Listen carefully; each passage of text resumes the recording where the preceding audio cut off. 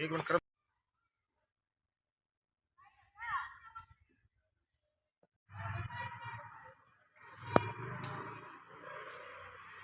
पत्रकार बंधुओं को, आप यहाँ पर पहुँचे, हमारी मांग और मुद्दे को हमेशा आप उठाते रहते हो, उसके लिए सबसे पहले आपका धन्यवाद, आभार। आज हम यहाँ जींद में पहुँचे थे, पेंशन बहाली संघर्ष समिति की हमारी तमाम राज्य कार्यकारिणी यहाँ पर पहुँची थी। 11 फरवरी को जींद में हम एक ओपीएस संकल्प महारैली करने जा रहे हैं, जिसमें लाखों लाख कर्मचारी, हरियाणा प्रदेश के तमाम विभागों के कर्मचारी और अधिकारी उसके अंदर अपने परिवार के साथ उस रैली में भाग लेंगे। आपने देखा होगा कि आजकल जींद में बहुत सारी रैलियाँ हो रही हैं और एकलव्य स्टेडियम में लगभग सभी रैलियाँ एकलव्य स्टेडियम में भी हो रही हैं। हम उस एकलव्य स्टेडियम में जो हमारी रैली होगी वो आज तक के कर्मचारी इतिहास की सबसे बड़ी रैली होगी और एक नया इतिहास रचने का हम काम करेंगे। उसकी तैयारियों को लेकर हम उपस्थित हुए। लगभग हमारी तैयारियां प्रशासन से अनुमति वगैरह हमारी पूरी हो चुकी है और आपके माध्यम से हम अपने कर्मचारी साथियों को भी संदेश देना चाहेंगे कि आप बड़े ज़ोर शोर से काफ़ी दिनों से लगे हुए हैं। 11 फरवरी का आपको पल पल का इंतज़ार है, तो और अपने प्रयासों में और तेज़ी लेकर आइए। और सह परिवार, हमने इस बार नारा दिया है कि अब की बार सह परिवार अंतिम प्रहार, क्योंकि उसके बाद लोकसभा की आचार संहिता लगने वाली है।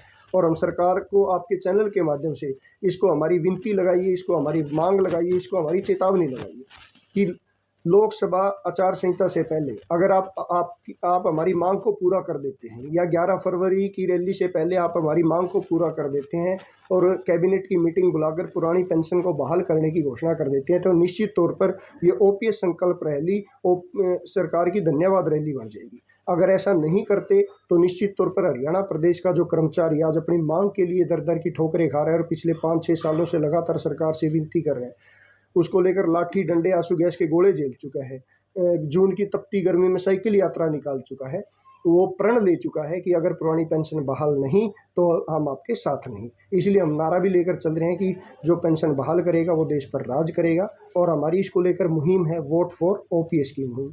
उस मुहिम को हम कर्मचारियों के साथ साथ आम जनमानस, अपने परिवार के बीच में भी लेके जा रहे हैं, ताकि वो भी हमारा आने वाले समय में अगर सरकार पुरानी पेंशन बहाल नहीं करती तो इस मुहिम में हमारा साथ दे सके। आपका सुझाव?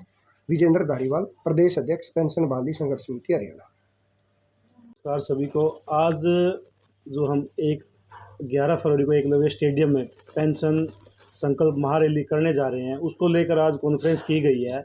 और ये कॉन्फ्रेंस इसलिए की गई कि हम आपके माध्यम से, क्योंकि आप पहले भी हमारी आवाज़ को उठाते रहे हो, और आपके माध्यम से हम केवल कर्मचारी तक ही नहीं, आम जन तक हमारी आवाज़, हमारी बात को पहुंचा सकें कि यह केवल और केवल कर्मचारी की लड़ाई नहीं है, आम जनमानस की लड़ाई है। उनके बच्चे जो आज एक मजदूर, किसान, छोटा दुकानदार अपना पीठ और पेट एक करके महंगे महंगे संस्थानों में शिक्षा दिलाकर उनको इस भविष्य के लिए तैयार कर रहा है कि वो अपने सरकारी विभाग में आएंगे, हमारे देश की, हमारे राज्य की, हमारे परिवार की जो पालन पोषण करेंगे। लेकिन सरकार ने वो रास्ते बंद कर दिए हैं। विभागों में आपने देखा होगा कि आज नौकरियां ही खत्म कर दी गई। उसका एकमात्र कारण है, वो है एनपीएस नामक स्कीम। क्योंकि जब से एनपीएस नामक ये बीमारी आई है, तब से प्राइवेट कंपनियों ने विभागों को खरीदना शुरू कर दिया, रोजगार के रास्ते बंद हो गए हैं। हमारी लड़ाई उस आने वाली पीढ़ी के लिए भी है।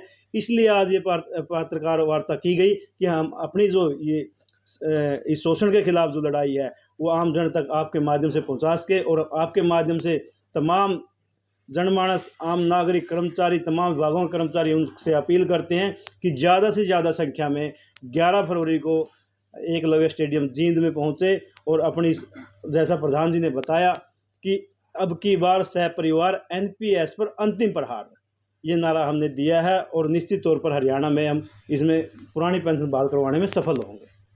किस स्थिति में रैली, राजनीतिक के लोग रैली, महारैली, पता नहीं क्या क्या शब्द कहते हैं, क्या वाकई सभी रैलियों का रिकॉर्ड तोड़ने वाली है रैली? हम आपको बताना चाहते हैं, आपके चैनल के माध्यम से बताना चाहते हैं कि जींद के अंदर जो रैली होगी 11 फरवरी को एकलव्य स्टेडियम के अंदर, आप सभी जींद की जनता और प्रदेश की जनता पहले भी देख चुके हैं। एकलव्य स्टेडियम के अंदर जो राजनीतिक रैलियाँ हुई हैं या किसी भी संगठन की रैली हुई है, ये कर्मचारी इतिहास की सबसे बड़ी रैली होगी। और हम एकलव्य स्टेडियम के साथ साथ उसको भरने के साथ साथ वहाँ उससे डबल की संख्या में हरियाणा प्रदेश के कर्मचारी यहाँ पहुँचेंगे। हम अपने जींद जिले में ये रैली होने के नाते हम आपको बताना चाहते हैं कि एकलव्य स्टेडियम को भरने का मादा जींद जिले के कर्मचारी रखते हैं, क्योंकि हमने प्रत्येक विभाग के अंदर अपने दौरे शुरू कर रखे हैं। प्रत्येक गांव के अंदर हम डोर टू डोर अभियान चला रहे हैं, क्योंकि ये जो एनपीएस की जो लड़ाई है ये केवल कर्मचारियों की लड़ाई नहीं है, ये प्रत्येक जनमानस की लड़ाई है। हम प्रत्येक जनमानस को ये भी बताने का काम कर रहे हैं कि जिस प्रकार पूर्व सांसदों या पूर्व एमएलए को 4-4, 5-5 बार पेंशन दी जा रही है, उनके उन जनता के टैक्स का पैसे का किस तरह दुरुपयोग किया जा रहा है।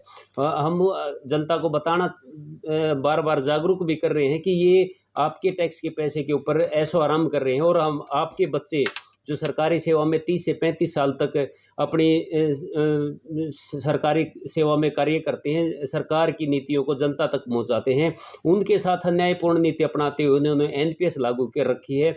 एनपीएस के अंदर जिस प्रकार आपको भी पता है कि 58 साल के बाद ये जब कर्मचारी रिटायर होगा उसकी पेंशन 2 से 2,500 रुपये पेंशन बनेगी, जो आज के दिन जो हमारी वृद्धावस्था की पेंशन है उससे भी कम है।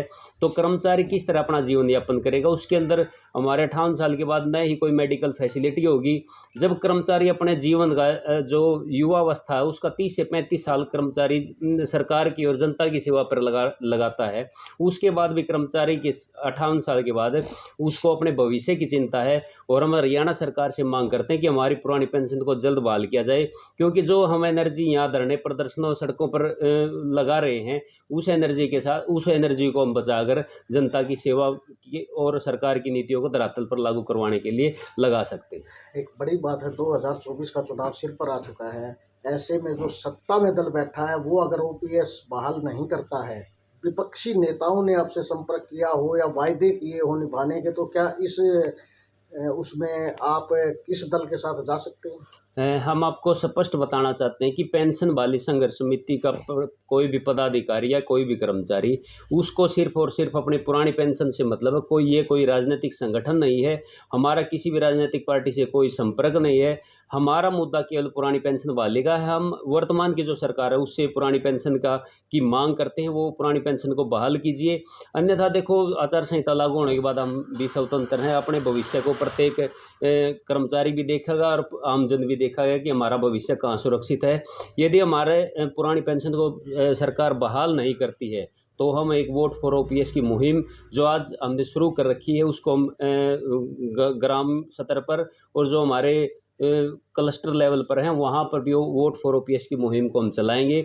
जिस तरह आप भी देख रहे हैं पड़ोसी राज्यों में बार बार एक बात आती है कि ये पुरानी पेंशन बहाल नहीं हो सकती। आपके पड़ोसी राज्यों में 4-5 राज्यों में चाहे राजस्थान है, छत्तीसगढ़ है, हिमाचल प्रदेश है, वहाँ पुरानी पेंशन बहाल हो चुकी है।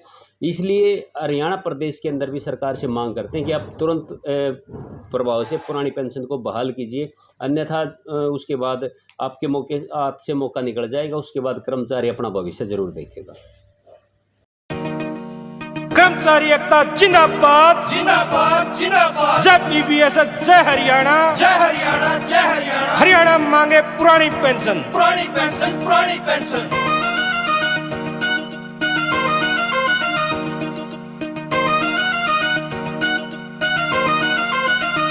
बुरी बीमारी एनपीएस, इसका तो नाम भी माड़ा रे। पेंशन लेनी सारिया ने ना कोई नटने आला रे। गए चंडीगढ़ और दिल्ली या सरकार न होई ढिल्ली, हमने खूब खा लिए धक्के पर न्यू की न्यू कहानी से। और एक रैली जींद के भीतर दरवादी से हमने मित्र पाड़ के सरकारा के फिल्टर पेंशन बहाल करानी से। और एक रैली जींद के भीतर दरवादी से हमने मित्र पाड़ के सरकारा के फिल्टर पेंशन बहाल करानी से।